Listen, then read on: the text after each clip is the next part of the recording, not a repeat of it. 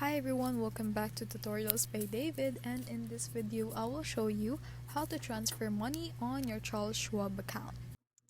So hi everyone, in this video we will be doing how to transfer money on Charles Schwab. So transferring money is different from sending wire. So this one is not the one that we will be doing, but in your this section right here, you want to go to move money. Go to Move Money and then tap in Online Transfer.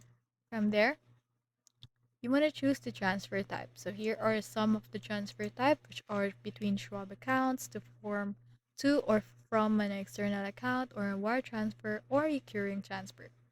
Now enter transfer details. So select from account and to account, enter the amount you want to transfer and choose the transfer date if you want it today, for the future, or like for the upcoming days. And then you want to review and submit. So after that, it's just that easy.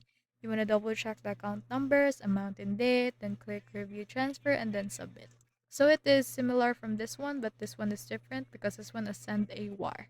So just like this. So you want to um, fill out the from, where is it from, a wire type, and what date you want to send it. And then that's all. You will have this one, a confirmation right here.